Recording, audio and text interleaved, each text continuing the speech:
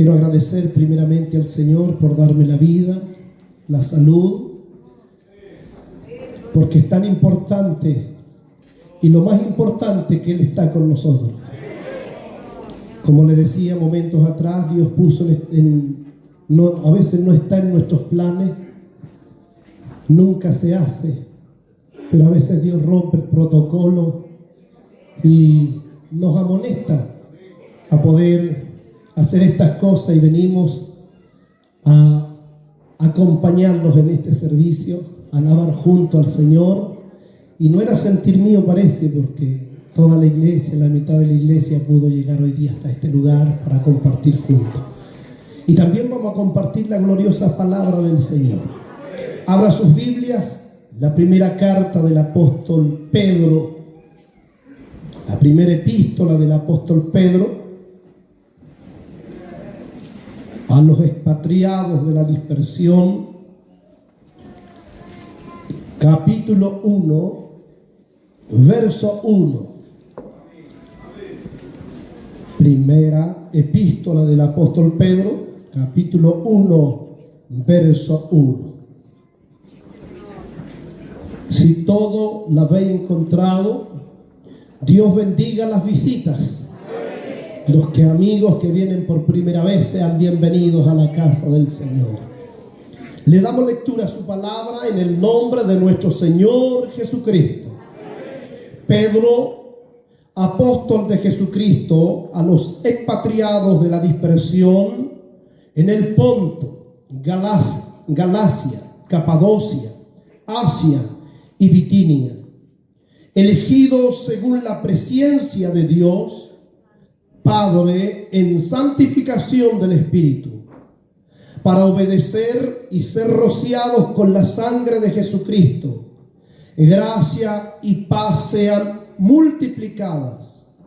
Bendito el Dios y Padre de nuestro Señor Jesucristo, que según su gran misericordia nos hizo renacer para una esperanza viva por la resurrección de Jesucristo de los muertos, para una herencia incorruptible, incontaminada e inmarcesible, reservada en los cielos para vosotros, que sois guardados por el poder de Dios mediante la fe, para alcanzar la salvación que está preparada para ser manifestada en el tiempo postrero, en lo cual vosotros os alegráis, aunque ahora por un poco de tiempo, si es necesario, tengáis que ser afligidos en diversas pruebas, para que sometida a prueba vuestra fe, mucha más preciosa que el oro, el cual aunque perecedero, se prueba con fuego, sea hallada en alabanza, gloria y honra, cuando sea manifestado Jesucristo, a quien amáis sin haberle visto, en quien creyendo, aunque ahora no lo veáis, os alegráis con gozo inefable y glorioso, obteniendo el fin de vuestra fe, que es la salvación de vuestras almas. Amén. Si pudiéramos colocarle un título, podíamos decir expatriados, pero no abandonados. Dios los bendiga. Expatriados, pero no abandonados. Esta primera carta del apóstol Pedro fue escrita a los creyentes que estaban atravesando momentos muy difíciles, momentos de persecución. Muchos sufrían persecución, rechazo social, pérdida de bienes, de casas. Eso es lo que estaba pasando. Presión a causa de la fe de ellos haber decidido seguir a Cristo, renunciando a tradiciones, renunciando a las cosas materiales, porque aquel que servía al Señor en aquel entonces era condenado a muerte, perseguido Dios nos ayude a nosotros.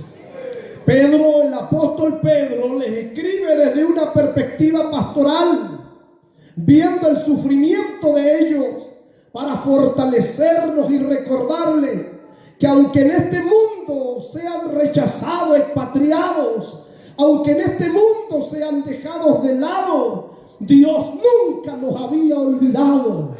Dios nunca los había abandonado. Alabado sea el nombre del Señor. El contexto en el cual los destinatarios reciben esta carta por las regiones de Asia Menor, Ponto, Galacia, Capadocia, Asia, Bitinia. Dios nos ayude. Eran creyentes que vivían en medio de una sociedad pagana, una sociedad hostil al evangelio, que rechazaba el evangelio. No aceptaban, aún los judíos no aceptaban. Habían judíos y gentiles en aquel entonces. Dios nos ayude. Históricamente se registraban algunos, la historia cuenta de ellos.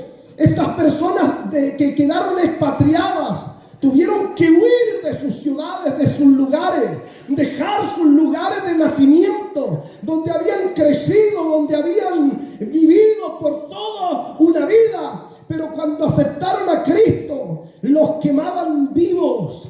Dios nos ayude a nosotros. Era un evangelio, amado hermano, donde servir a Cristo le costaba la cabeza, le costaba sus bienes, le costaba todo servir a Dios.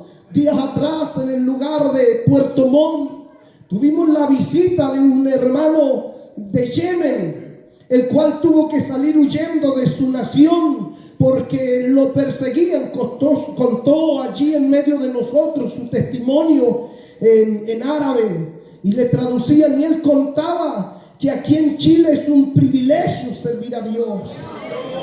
Allá dice: a mí me mataron mi hermano, lo acribillaron. Él predicó y ganó una comunidad donde allí ellos ganaron un lugar donde se rechaza el evangelio rotundamente. El que tiene una Biblia es muerto. Pero él ganó en las mezquitas, empezó a repartir Biblia y empezó a ganar personas para Cristo. La gente se empezó a convertir y para ellos era una amenaza. Y él decía: a mi amigo que predicaba conmigo abrieron la puerta los de Al Qaeda y los acribillaron él y sus hijos. Y yo tuve que salir de lejos, tuve que salir de mi nación porque Al Qaeda me busca. No me saquen ninguna foto, dijo él, porque me persiguen, me siguen, pero donde estoy, predico que Cristo salva. Nosotros, y él decía aquí en esta nación, decía, en Chile, yo veo cómo cantan ustedes, cómo alaban, cómo está la presencia de Dios, y él le daba gozo, alegría en su idioma. Lo único que se le entendía era el amén. Pero tenía un espíritu tan gozoso aquel varón. Esto no lo tenemos. Allá tenemos que cantar en silencio, orar en silencio, estar en el subterráneo alabando a Dios. Y ustedes pueden venir todos los cultos, pueden predicar en todas las calles, pueden alzar sus manos y glorificar a Dios con todo el corazón. Aprovechen eso, decía, aprovechen eso, que eso no está allá en nuestra región. ¿No se siente privilegiado usted? Era un tiempo. Quizás hoy día nosotros estamos cómodos aquí, pero hay una iglesia perseguida por allá. ¿Qué no daría esta iglesia por alabar a Dios en público y glorificar a Dios? Pero alabamos porque Dios está en medio nuestro. Es que mientras tenga vida, alabe a Dios, sirva a Dios, predique a Dios, anuncia que Cristo viene, que Cristo salva. Alabado sea el nombre del Señor. Algunos en aquel entonces eran quemados vivos, otros eran tomados con sus hijos lanzados al circo romano y eran perseguidos y les soltaban las fieras para que los comieran vivos. Otros eran empalados, atravesados a espada. Andaban errantes de aquí para allá, otros crucificados, otros ejecutados públicamente. Pero ni las llamas, ni la fiera, ni lo alto, ni lo bajo, ni la persecución, ni ángeles, ni principados, los apartaban del amor de Cristo. Señor, aleluya. Gloria a Dios. Alabado sea el Señor. Le quitaban sus bienes y tenían que huir. Y huir, arrancar. Peregrinos, residentes temporales, quiere decir expatriados, aunque vivían en este mundo, pero no pertenecían a este mundo. Alabado sea el nombre del Señor. Pero ellos entendían, y nosotros entendemos, que estamos en este mundo, pero no somos de este mundo. Nuestra ciudadanía está en el cielo. Nuestros valores son diferentes que el mundo. Nuestra esperanza no está aquí. Nuestra esperanza está en los cielos. ¿Cuántos tienen esta esperanza viva? Estaban solos, estaban peregrinos, eran residentes temporales, pero no habían sido olvidados por Dios. Dios estaba con ellos. El apóstol Pedro se dirige a esta iglesia, a esa iglesia peregrina, a esa iglesia de perseguidos. Le escribe esta carta para alentarles, para animarles, porque mientras habían diezmado a los suyos, mientras los creyentes iban siendo quemados, perseguidos, muchas veces surgían preguntas, interrogantes, y el apóstol Pedro, por la palabra, tenía que animarlos en la fe, como un buen pastor que alienta el rebaño, que levanta los brazos caídos, que le coloca la palabra de esperanza para que la fe no mengue ni retroceda, sino para que la vista no esté puesta en el sacrificio de los hombres que morían, ni los que eran diezmados y quemados, sino para que la fe esté puesta en el autor y consumador de la fe, en Cristo. Por eso tenían fuerza y aún quemados alababan a Dios. Aún quemándose con cánticos alababan al Señor. Aquel que lo pusieron, no me recuerdo el nombre, que aquel que lo amarraron en una estaca, lo llenaron de leña y lo amenazaban. El aceite rodeaba aquel leño, aquella leña, y le agregaban el tizón, y ardiendo le decían: niega a Cristo, niega a Cristo, niega a tu Dios, y si no, no te quemamos. Y él decía: acérquese fuego cobarde. Aleluya. Para mí la muerte es victoria. En un momento estoy con Cristo, pero las llamas que a ti te esperan son eternas. Esta llama es temporal. Oiga, hay que tener fe para hacer eso. Hay que amar a Dios para dar su vida por el Evangelio. A esos creyentes se dirigía el apóstol Pedro. Y aquí le habla y le dice a los creyentes que son escogidos por Dios. ¿Cuántos son escogidos por Dios? Hoy día quizás la iglesia ya está en la presencia de Dios, aquellos cristianos, pero estamos nosotros los hijos de Dios, que quizás no hay una hoguera, quizás no hay un circo romano, pero hay un mundo lleno de corrientes que está en contra de la iglesia, en contra de nuestra fe. Los jóvenes son bombardeados en las universidades con ideologías para que neguemos a Cristo. Aleluya, cautelosamente engañan y llevan a miles a apartarse de la fe. El pecado, Satanás y todo constante. La iglesia está llevando una guerra constante, pero tenemos una esperanza viva. No estamos solos, Dios está con nosotros. Dios está con su iglesia. Quizás algunos sufren embates en la fe, otros enfermedades, pero no se preocupen, que nuestra fe no desmaye, que Dios está en su trono y Él está con nosotros. El apóstol Pedro empieza: los creyentes son escogidos por Dios. Empieza a recordarle su identidad espiritual. Dios nos ayude. No eran un accidente, no eran mera casualidad. No por la casualidad usted llegó aquí. No, usted no es mera casualidad. Dios lo escogió antes de la fundación del mundo. Alabado sea el nombre del Señor. Esos creyentes le dicen: ustedes no duden, ustedes no tengan miedo, ustedes fueron escogidos por Dios, elegidos según la presencia de Dios. Empieza: Dios a ustedes ya los conocía. ¿Qué significa?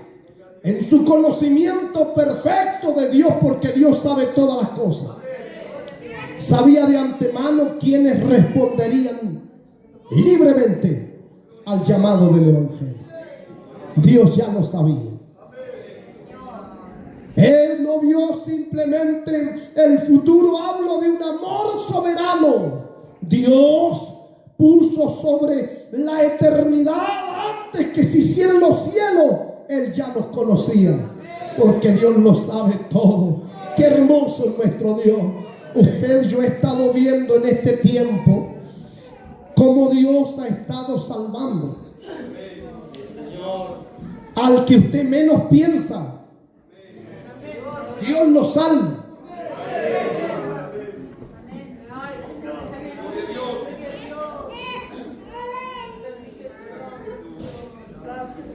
De una manera gloriosa. Dios, y yo creo que no solo allá, sino Dios está haciendo cosas grandes, no solamente en la nación de Chile, en todo el mundo está salvando las almas. Pero Dios nos ha permitido ver cómo Dios está trayendo de la cárcel, de la pasta base, de la droga. Los que venden marihuana, droga, plantaciones, están llegando a las plantas de Cristo. Del tren de Aragua, gente que lleva destruida. Y si usted está aquí, no es casualidad. Dios lo había mirado antes de la fundación del mundo. Y eso me da gozo, me da alegría. Y hoy muchos me dicen: pastor, ¿por qué Dios me llamó a mí si yo era tan malo? Es que Cristo vino a los malos, Cristo vino a los enfermos, y la sangre de Cristo los limpia de todo pecado. Ya no es casualidad que tú estés aquí en esta tarde. Ni por más que el diablo te dé o te amedrente, tú no eres producto de la casualidad. Tú estás en el propósito de Dios. Y esa es la gracia inmensa del Señor. Yo le doy gracias todos los días, mi Dios, porque yo no tenía esperanza y Dios me miró a misericordia. Yo no tenía nada bueno y Dios me miró a misericordia. Es que Cristo Dios es amor. Segundo, le está diciendo: no son producto de la casualidad. Usted, el mundo los rechaza y no los quiere, pero no se preocupen. Ustedes estaban en los planes de Dios. Mire qué lindo, cómo le da aliento. Luego le dice: santificados por el Espíritu. La palabra santificar es separar, es consagrar, es apartar, aleluya, para el uso santo. Eso es apartado.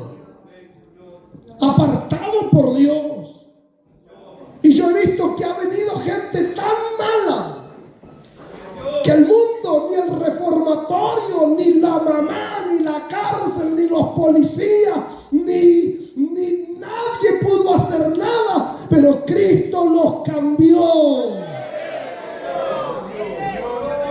Y para el mundo eran la escoria, no servían para nada, pero para ellos eran malos, eran lo vil del mundo, pero el Señor los apartó y los santificó y nos dejó, el pecado quedó de lado. Ahora somos un pueblo santo para alabar el nombre del Señor.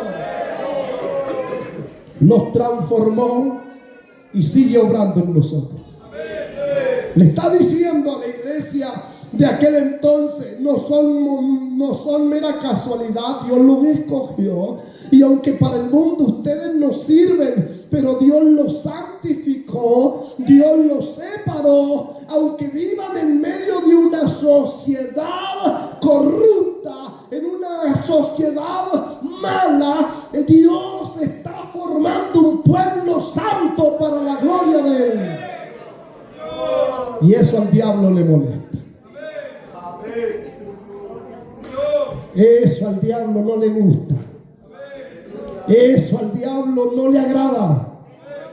Dios ha estado salvando días atrás. En la madrugada Dios me mostraba 2 hechiceras, 2 brujas, y me decían estas palabras: aquí tienen un joven, ustedes tienen un joven que a nosotros nos iba a servir y ser muy útil, pero ustedes frustraron nuestros planes.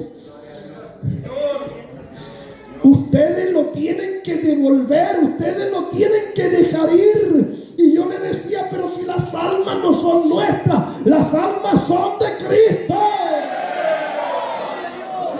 Hay un enemigo enojado viendo cómo se convierten las almas, pero Dios nos separa del mundo, Dios nos trae de allá y uno los ve transformados, cambiados, y esos hombres violentos ahora son 12 y dije, alaban a Dios porque el que cambia es Cristo. Qué linda la obra del Espíritu Santo. El gobierno lo sabe, que el único que cambia las vidas es Cristo. Y con todos sus programas pueden hacer lo que la iglesia está haciendo, porque predicamos un Cristo de poder y la palabra tiene poder. Aleluya, y tiene poder, cambia al más malo. Ese se llama Jesús de Nazaret. Aunque vivamos en un mundo de amargura, en un mundo malo, Dios nos trae y nos santifica. El sufrimiento no significa que Dios dejó de trabajar. Muchas veces el dolor, Dios permite muchas cosas para que lleguemos al Evangelio. Pero Dios hace como Él quiere. Tercero, para obedecer y ser rociados por la sangre de Jesucristo. La salvación tiene un propósito, es vivir para Cristo. Ese es el propósito de la salvación. No fuimos llamados para escapar del juicio, sino para caminar en obediencia. Eso le agrada al Señor. Para obedecer y ser rociados con la sangre de Jesucristo. En el monte Sinaí, cuando recibe el pacto, Moisés rocea con sangre, pero nosotros fuimos rociados por la sangre de Jesucristo para obediencia. Por eso debemos ser obedientes a Dios y no darle vuelta la espalda al Señor. En medio de esta cultura contraria, alabado rebelde, que está viendo la juventud y todo, estamos viviendo un tiempo en nuestra nación en el cual usted ve homicidio, ve por acá, ve corrupción en el gobierno, ve por allá miles de males en medio de esta sociedad corrupta. aleluya, la iglesia tiene que resplandecer y obedecer al Señor. Sigamos obedeciendo, aleluya, aunque el mundo nos rechace, aunque el mundo nos tilde de fanático, aunque el mundo nos tilde de loco, aunque el mundo nos tilde de anticuado, aunque seamos lo contrario del mundo, sigamos obedeciendo a Dios, sigamos siendo la sal de la tierra, sigamos siendo luz del mundo. Eso es lo que a Dios le agrada. Y luego dice, los hizo renacer una esperanza viva por la resurrección. ¿Qué significa una esperanza viva? La esperanza del creyente no está basada en emociones. No está basada en circunstancias, ni tampoco en ideas humanas. Nuestra base de la fe es un hecho real. Es un hecho real. Cristo murió y resucitó. Nuestra fe no está en el aire. Cristo está vivo. Cristo está vivo. Yo miraba y buscaba adelante muchos líderes de renombre. Mahoma murió y fue sepultado, ¿verdad? También Siddhartha Gautama murió y sus restos fueron venerados. Confucio, hombres que lideraron grandes masas, murió y sus restos también fueron sepultados. Tiene un sepulcro de reconocimiento. Krishna, según la tradición, murió un líder del hindú. Murió al final de su vida terrenal y tiene su sepultura. Y podíamos decir, José Smith murió en 1844. Russell murió y fue enterrado. Sus tumbas son monumentos memoriales. Básicamente, aquí descansan sus cuerpos, dice la lápida. Aquí descansan aquellos hombres famosos. Pero con nuestra fe no es así. Cuando llegamos, el mensaje del Evangelio de Jesucristo no está aquí, ha resucitado. ¿Cuántos lo creen de verdad? Nuestra fe está basada no en emociones, sino en un Cristo glorificado que resucitó al tercer día y habita en medio de su pueblo. La tumba de Cristo está vacía. ¿Cuántos lo creen de verdad? Él está vivo. ¿No le da gozo? Ahí se sustenta. Alabado Jesús, según su gran misericordia, nos hizo renacer para una esperanza viva por la resurrección de Jesucristo. ¿Cuántos han nacido de nuevo?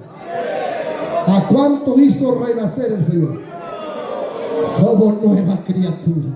Qué lindo, qué hermoso, qué lindo.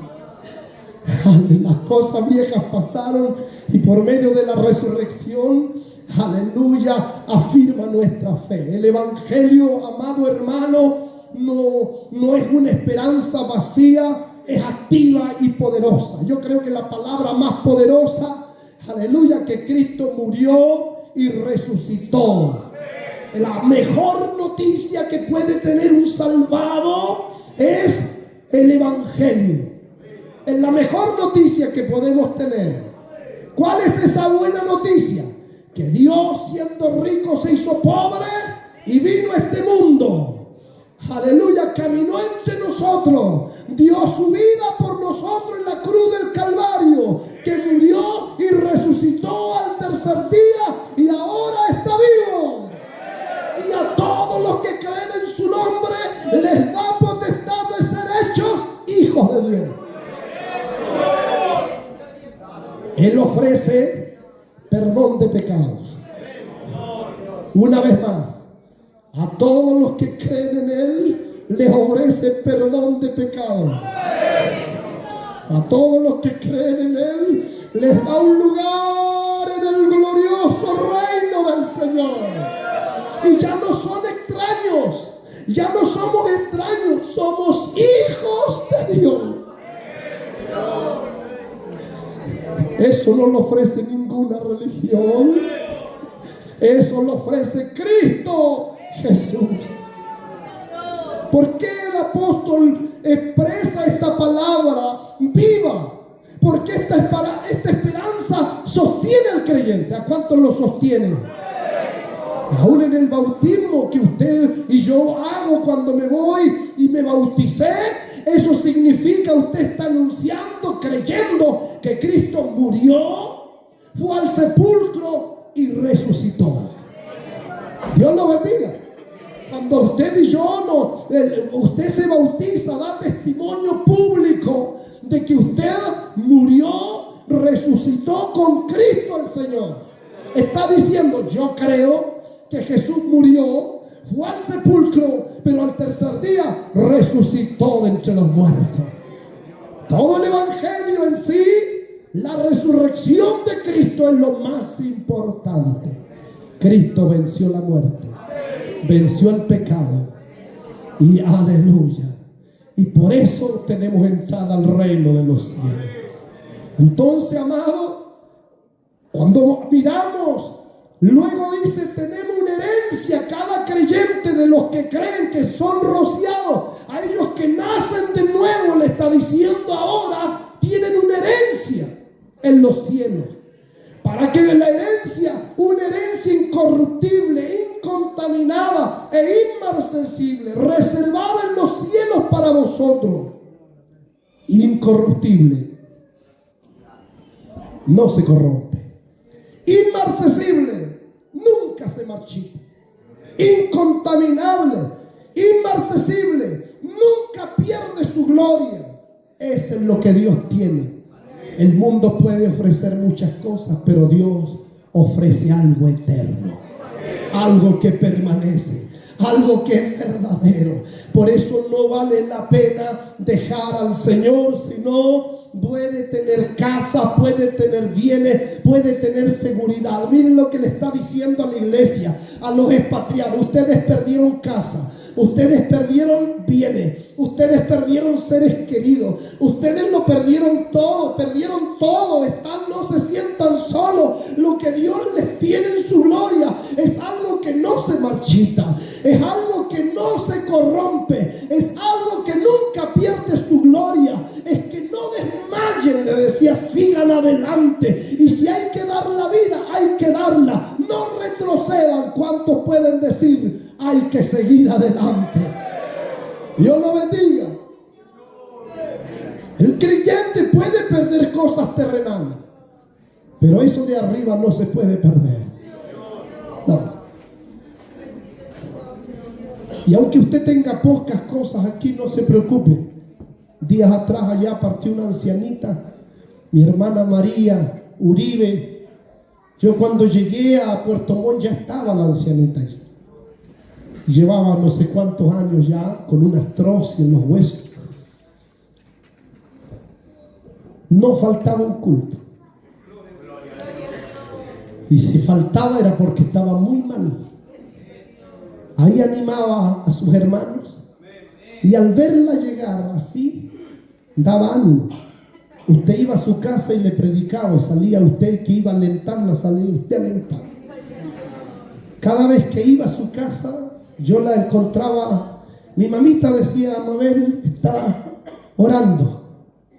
Y me decía yo, mi pastor, todos los días oro por usted. El último día que estuvo el martes en un culto, se despidió 2 veces de los hermanos. Le decía, hermana, si ya se despidió. Y él decía, quizás es la última vez que nos despide. Deme otro más. Y yo le decía a mi hermana María, cuando el Señor la llame, no va a necesitar esa muleta. Usted, sus huesos se van a enderezar. Iba, aleluya.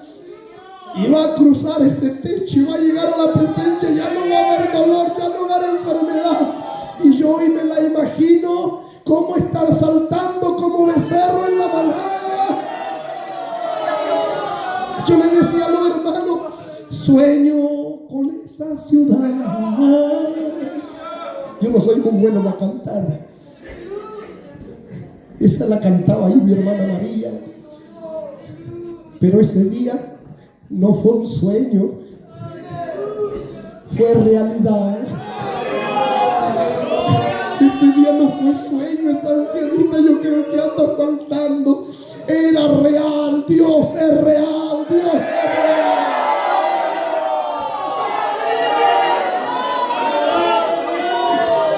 Era verdad lo que decía el pastor. Estas muletas, ¿para qué las voy a necesitar?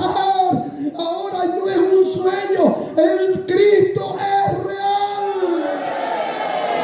Así, amado, amar a Cristo sin haberle visto, aleluya, el resultado de la fe no está basado en lo que podamos obtener. Mi fe no está basada si Dios me bendice, si me da carro, si me da casa, si me da lo que me dé. No, la fe no está basada en cosas materiales. Mi fe está basada en Jesús, en Jesús.